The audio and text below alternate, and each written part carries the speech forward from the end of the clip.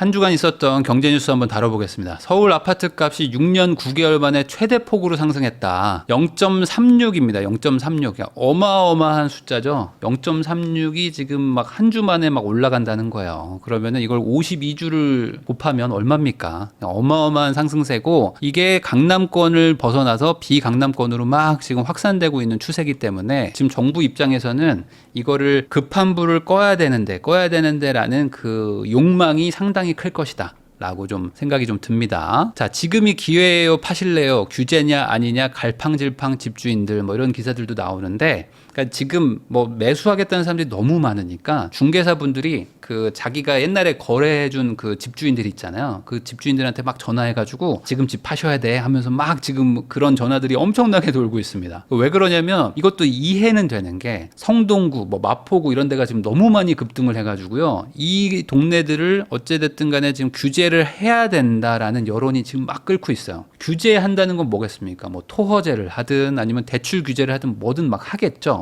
그러면 이런 것들을 할 수도 있으니까 또 눌림목 생기기 전에 파세요라는 얘기들이 나오고 있는데, 이거를 팔려고 봐도요, 매도하는 그 매도자도 팔고 뭐 무주택자 하기는 좀 분위기가 그건 아닌 것 같거든. 그러니까 이걸 팔고 어딘가 또 가야 되는데 살 수가 없어요. 지금 내 거를 팔고 갈아타기가 지금 쉽지가 않습니다. 그러다 보니까 이거 팔아서 안 될 것 같은데 하면서 또 매물이 들어가고 이러고 있습니다. 자, 똘똘한 한 채의 무력한 토어제, 잠삼대청 신고가 달리. 그러니까 지금은 토어제냐 아니냐 뭐 이런 게 중요한 게 아니에요. 그러니까 지금은 뭐 폭주하고 있는 시장이기 때문에 뭐 있는 거 팔아가지고 뭐 어떻게든 무주택자 만들어서 막 들어오시는 분들도 있고, 또 이번에 토어제에 대해서 국토부 또 서울시 다 모여가지고 통합된 규정을 만들었습니다. 뭐냐면 꼭 있는 거 안 팔고 와도 된다. 그러니까 토어제 안에서 실거주만 하면 되고 기존에 있는 집들은 전월세를 줘도 된다고 했어요. 그러니까 이 부분도 분명히 좀 영향을 줄 겁니다. 예전에는 집 다 팔고 들어와라 이렇게 했거든요. 그러니까 내가 가지고 있는 것들 싹 다 팔고 그 다음에 이거 똘똘한 한 채로 들어가서 실거주를 해야 되니까 이게 팔기가 쉽지가 않았는데, 지금은 어떻게 됩니까? 전월세를 줘도 된다는 거예요. 그러면 나 있던 집 그냥 두고 한 채 사가지고 그 집 들어가서 실거주 하면서 이 집은 전세 주면 그만이니까 토허제의 그 기능도 살짝 좀 무력화된 게 있습니다. 자, 아파트 패닉바잉 조짐에 안 팔리던 1층도 고가에 산다. 이게 제일 문제인데 지금 패닉바잉인 건 맞아요. 왜냐하면 지금 1층이 팔리거든요. 근데 1층도 보통은 깎아가지고 사야 되는데 지금은 1층도 호가를 주고 사는, 그러니까 1층도 지금 신고가를 찍어가면서 사고 있어요. 그게 지금 누가 봐도 저는 이게 불장이 아니라 약간 단기 과열로 봅니다. 이거는 진짜 너무 심하게 좀 올라가는 거거든요. 이렇게까지 올라갈 만한 여건 변경이 없었어요. 그럼에도 불구하고 이렇게 가는 거는 일종의 지금 심리가 약간 공포감까지 좀 섞여가지고 지금 안 살면 큰일 난다라는 어떤 그런 시장 분위기가 반영된 게 아닌가 싶습니다. 이 1층을 막 신고가 주고 산다? 그러면 이거 어떻게 나올 건가라고 생각해보면 답이 잘 안 나오실 텐데, 어쨌든 지금 너무 마음이 급하니까 1층이라도 막 사야 되는 거야. 자고 나면 오른다, 규제 지정될라, 성동구 패닉바잉 확산. 그러니까 성동구가 지금 패닉바잉에 빠진 지가 길게 보면 한 달 반, 2달 정도 된다고 보시면 됩니다. 그래서 한 2달 전부터 스물스물 올라가가지고 한 달 전에 막 피크 찍었는데 아니다, 더 간다 하면서 지금 3주 전, 2주 전, 1주 전 막 계속 올라가고 있어요. 그래서 뭐 특정 단지를 얘기를 할 수는 없지만 뭐 예를 들어 막 18억 정도 하던 게 막 22억 막 이렇게 팔리거든요. 엄청 비싸진 거예요. 그것도 막 한 달 새. 그러니까 한 달 새에 막 거의 뭐 4억이 올라가는데 이거는 패닉바잉이 맞죠. 그러니까 이런 데가 왜 패닉바잉이냐? 이거 대출 규제, 토어제 때려 맞을 것 같다. 그러니까 지금 사야 된다. 안 그러면 못 산다라는 마음이 지금 강한 거죠. 자, 마포 성동에서도 앉은 채 1억씩 호가가 오른다. 이게 지금 사실입니다. 물론 단지마다 다르지만 그 동네 대장단지, 소위 말해서 살기 좋다고 하는 단지들 있잖아요. 어김없이 지금 이러고 있습니다. 지금 뭐 앉은 자리에서 5천 1억 올라가고 계좌 다 보류나고요. 판다고 했는데 매물이 다 들어가고요. 계약서 쓰자고 했는데 매물이 막 다 들어가고, 뭐 가계약금 조금 넣었더니 다 배액 배상하고 막 이러고 있습니다. 이게 지금 완전히 과열됐다 라고 저는 보이는데, 과열된 이유는 있다고 제가 설명을 드렸죠. 내가 이걸 팔아도 갈 데가 없어요. 갈 데가 없으니까 나도 못 팔겠는 거예요. 나도 못 팔겠는데 사겠다고 막 달려들어. 그럼 나도 가격을 올릴 수밖에 없잖아요. 올리는데 다 따라붙어. 잠깐만, 이게 맞아? 안 파는 게 맞는 거 아니야? 하면서 오히려 물건이 들어간다. 그러니까 이런 거 있죠.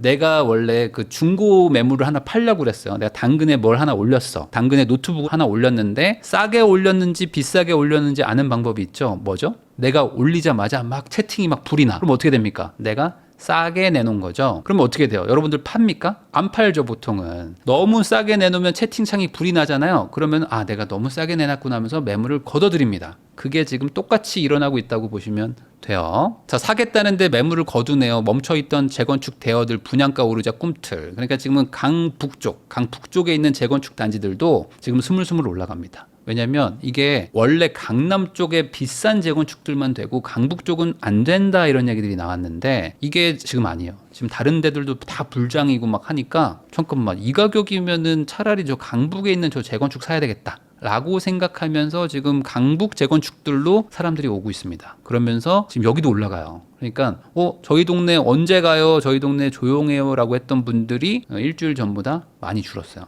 저희 동네 저희도 지금 좀 분위기 좋습니다. 이런 분위기가 퍼지고 있다. 자, 다락같이 오르는 서울 집값, 쫓기듯 신고가 계약. 그러니까 이게 지금 거짓말이 아니고 실제로 지금 이러고 있어요. 뭐 집을 볼 수도 없고 집 보는 게 뭐 의미가 없고 그냥 지금 집 안 봐도 되니까 계좌 좀 주세요 뭐 이러고 있습니다. 근데 계좌를 안 줘. 주인들이 계좌를 못 줍니다. 이거 섣불리 계좌 줬다가 저 무주택자 되면 어떡해요 하면서 지금 되게 매도자들도 약간 공포감이 있어요. 그러니까 이렇게 되는 게 뭐 거짓말은 아니라는 거. 서울은 계속 오르는데 부산 아파트는 37개월 연속 하락하고 있다. 이게 물론 통계 차이는 있지만 그러니까 통계 뭐 착시 현상이라고 볼 수도 있지만 어쨌든 부산 전반적으로 분위기는 좋지 않습니다. 그러니까 지금 지방에 계신 분들도 서울은 계속 올라간다고 뉴스에 나오죠. 뭐 이제 뭐 9시 뉴스에도 나오는데 부산은 조용하단 말이죠. 물론 부산도 지금 막 가격 엄청 올라가고 있는 단지들이 있죠. 여러분 부산에 계신 분들은 아실 텐데 부산의 반포 같은 느낌인 단지들은 막 올라가고 있잖아요. 근데 대다수의 부산 아파트들은 분위기 안 좋죠. 당연히 뭐 이렇게 횡보하고 있기도 하고 그러는데 이런 것들 보다 보면은 지방 분들은 지금 더 답답함을 느끼면서 어떡하냐 지금이라도 이거 팔고 서울 가서 사야겠다 이런 게 또 일종의 패닉 바잉을 또 일으키고 있습니다. 그러니까 이 서울 사람들은 살까 말까 고민하는데 부산에서 누가 오셔가지고 사버려요. 그럼 매물이 또 없어지잖아요. 그러면 지금 또 사야 되나 하면서 지금 너도 나도 이렇게 달려드는 느낌이라고 보시면 될 것 같아요. 자, 아파트 파는데 1년도 걸립니다. 광주 전남 침체가 장기화되고 있다. 이런 얘기들도 나오는데 광주는 공급이 막 아주 많은 것도 아닌데 광주도 분위기가 막 그렇게 좋지는 않거든요. 왜 그러냐면 아무래도 이제 수도권만 막 너무 막 가고 있으니까 광주 분들도 그래 이거 팔고 수도권 안쪽에라도 사야겠다. 뭐 이런 식으로 생각하는 것도 어느 정도 있겠죠. 그래서 이 다주택자들 입장에서 광주나 뭐 전남 아니면 뭐 부산 뭐 창원 이런 데 뭐 가지고 있는 분들도 있잖아요. 이런 것들을 팔라고 해도 이게 쉽지가 않습니다. 그러니까 막 금매로 던져야 되는데 그런 것들도 잘 안 사주시고 이런 것들이 지금 많죠. 양극화가 계속되는 이 분위기가 언제까지 갈 것인가. 자, 반년새 매물이 반토막됐다. 하반기 전세 대란 예고되고 있는데 지금 전세도 많이 줄었고요. 그리고 당연히 신규 입주도 줄기 때문에 이 상황에서 뭔가 새 아파트인데 빈집이 늘어나야지만 전세 시장이라도 좀 안정이 되잖아요. 근데 이 부분도 지금 애매해요. 왜냐면 상반기보다 하반기가 수도권 기준으로 보면 한 20% 정도 이 물량이 더 적어집니다. 그러니까 지금도 입주 물량이 많진 않은데 하반기가 더 적어지고요. 내년은 급감합니다. 내년은 완전 급감하는 분위기 되기 때문에 이제 본격적인 전세 쪽에서 문제가 시작이 될 것이다. 서울 아파트 통계 허수 걷어내니까 하반기 입주 물량 60%가 사라졌다. 그러니까 저번에도 이거는 어떤 얘기냐면은 서울시에서 저희 집 부족한 거 아닌데요? 라고 하면서 막 보도자료, 반박자료 같은 거를 발표한 게 있습니다. 그거 보면요. 뭐 민간에서는 16,000채가 입주한다라고 했는데 뭐 서울시는 뭐 36,000채가 뭐 입주한다. 뭐 이런 식으로 이제 보도자료가 나온 게 있어요. 그걸 보면요. 내용이 청년 뭐 임대주택 이런 거 있잖아요. 역세권에 뭐 한 6평, 7평짜리 막 지어놓은 것들. 그런 것도 뭐 공동주택이니까 아파트 취급을 해가지고 세대수에 막 다 반영을 한 거예요. 임대주택 같은 거. 근데 그거를 뭐 사람들은 오피스텔 같은 걸로 생각하죠. 도생이나 오피스텔 정도의 느낌이지. 그게 아파트라고 생각하는 사람이 어디 있습니까? 복도 하나 이렇게 있고 막 양쪽으로 막 25세대 막 30세대 있는 그런 복도식 오피스텔 있죠. 큰 건물. 그런 것들도 다 세대수에 막 다 포함을 시켜 놓은 거예요. 그러니까 그런 것들은 사실상 우리 일반 국민이 원하는 아파트가 아니잖아요. 그러니까 그런 것들 걷어내니까 하반기 입주 물량이 급감하더라. 세입자들도 힘들다. 치솟는 전세값. 서울 아파트 전세가 절반이 갱신권을 사용하고 있습니다. 그래서 지금 갱신권을 안 쓸 수가 없어요. 전세 물량이 더 없습니다. 원래라면은 지금쯤 전세가 좀 몇 개 나와야 되는데 라고 할 만한 단지가 안 나와요. 왜냐면 있는 분들이 그냥 계속 갱신을 해버리시기 때문에. 그리고 그 전세 물건이 이제 이번에 만기가 되는 물건들이 있을 수 있잖아요. 그러면 그 전세가 또 나오는 게 아니라 누가 집을 사가지고 실거주를 해버려. 그러니까 지금 똘똘한 한 채를 계속 지금 정책으로 막 고수하고 있다 보니까 전세 쪽에서 지금 품귀가 일어나고 있습니다. 이러면 당연히 전세 가격이 상승하겠죠. 자, 늙어가는 한국 아파트, 전국 아파트 5채 중에 한 채는 30년 초과했다. 이게 무슨 말이냐? 전국의 아파트가 한 절반 조금 넘거든요. 근데 그 아파트 중에 20%는 30년을 넘었다는 겁니다. 아니 30년 넘은 게 뭐가 문제입니까? 이렇게 말하면 안 되죠. 30년 넘었다는 거는 지하 주차장도 없고, 그리고 막 복도식 아파트고, 막 샤시도 막 옛날 그 샤시여가지고 막 춥고, 막 되게 단열도 안 좋고, 막 구조도 안 좋고, 이런 아파트가 20%라는 겁니다. 근데 이것도 전국으로 따지니까 그렇고요. 지방은 아파트들이 연식이 그래도 좀 괜찮아요. 이 서울 수도권이 연식이 안 좋거든요. 물론 이제 부산, 대구도 좀 안 좋지만, 그러니까 오래된 도시들은 연식이 되게 오래된, 그러니까 말 그대로 낡은 집들이 많습니다. 그래서 이걸 서울로 따져보면은 30년 초과 아파트가 훨씬 더 많죠. 그러니까 지금은 뭔가 아파트에 산다고 해도 주거 환경이 그렇게 좋지 않아요. 그러니까 이런데 신축 아파트인데 대단지다? 그러면 사람들이 막 쏠리는 거죠. 서울시 집값 잡기의 총력이다. 실거래 자료 주택금융까지 들여다본다 하는데 서울시도 뭐 할 수 있는 게 없으니까 혹시나 뭐 너네 자금 조달 계획 뭐 이상하게 하거나 혹시나 뭐 니네 뭐 약간 무슨 뭐 약간의 뭐 가격을 좀 조작을 했었다 하면 내가 너 가만 안 둬 라고 하면서 일종의 협박 같은 걸 할 수밖에 없는 겁니다. 지금. 왜냐면 매수를 조금이라도 좀 눌러야 되는데 매수 수요가 지금 너무 과열되니까 이거 내가 너네 뭐 가만 안 둬 하면서 약간 윽박 지르는 거죠. 너 집 하나 잘못 사면 막 세무조사 들어간다. 이런 식으로 지금 얘기를 하는 거예요. 그러니까 이럴 수밖에 없는 분위기가 반대로 지금 느껴지는 거죠. 자, 위기의 허그, 사장 해임 수순, 주택기금도 적신호다. 지금 주택도시기금이라고 하죠. 이 주택도시기금이 말 그대로 우리가 청약 저축한 거, 청약 통장에 돈 들어간 것들 모아가지고 뭐 이제 이게 신생아 특례 자금으로 쓰이기도 하고요. 뭐 이제 전세 사기 뭐 보증보험 이런 것들 막 그 반환한 것도 있고 여러 가지에 쓰이는데 이게 뭐 1년에 막 4조씩 적자가 나버리니까 원래 한 40조인가? 엄청나게 돈이 많았어요. 예전에 몇 년 전만 해도 기금이 아주 탄탄했었습니다. 근데 전세 사기 보증보험 그 반환이 뭐 엄청나게 막 나가면서 회수가 안 되니까 1년에 막 4조씩 펑크가 나기 시작하면서 이제는 여유자금이 거의 없습니다. 여유자금도 없고 그래서 정부가 선물 출자를 해가지고 일부 또 땜빵을 했는데도 불구하고 이게 아마 또 한 2, 3년 지나면 또 다 없어지겠죠. 그러니까 이런 상황으로 가니 주택기금의 적신호가 생겼는데 이게 또 요즘에 청약 통장 만들어봐야 의미 없다라고 얘기하시면서 청약 통장 막 깬단 말이에요. 그러니까 청약 통장을 깨니까 기금이 또 줄어요. 같이 줄어듭니다. 그러니까 같이 줄어들고 또 지금 신생아 특례 같은 거 대출은 또 막 나가죠. 그러니까 또 기금이 또 줄어들어요. 여러모로 지금 악재가 많다. 주택 기금에 대해서 이것도 문제가 되겠죠. 물론 이게 뭐 뱅크런이 일어나고 그러진 않을 겁니다. 정부가 여기에다가 이제 자금을 수여를 하면 되는 건데 이래저래 돈 들어갈 때가 많다. 이렇게 이해하시면 됩니다. GTX-C 착공 실마리가 풀릴까? 정부 시행사 공사비 인상 해법 모색한다. 그러니까 GTX-C에 대해서 지금 기대감이 없어요. B도 기대감이 별로 없는데 C는 뭐 더하죠. C는 더 지금 진행이 안 되고 있다 보니까 그러다 보니 GTX-C 인근에 예전에 막 엄청나게 가격이 올라갔던 게 다 빠져가지고 지금 뭐 평택 이런 데 보면은 뭐 아수라장이죠. 근데 이런 것들도 이번 이재명 정부가 5년이라고 보면은 뭐 상반기까지는 몰라도 하반기 정도 되면은 GTX-C 정도까지는 어느 정도 그래도 좀 그 가시권에 들어오지 않을까? 라는 생각을 좀 합니다. 물론 당장은 뭐 이게 되겠어? 뭐 이런 분위기일 텐데 나중에는 뭐 BC 정도는 어느 정도 좀 답이 나오지 않을까? 그리고 이제 제 생각으로는 D 정도까지도 GTX D도 분명히 이번 정부 안에서는 어느 정도 좀 윤곽은 나올 것 같습니다. 이 F는 뭐 아직 먼 얘기인 것 같고요. 이재명 정부 핵심 공약 GTX A는 순항, B, C는 변수의 속도 조절 중이다. 이거 제가 방금 말씀드린 그거고 그러다 보니까 뭐 지금 미리 GTX B나 C 인근에 투자하겠다 하시는 분들도 있는데 이거는 잘 골라서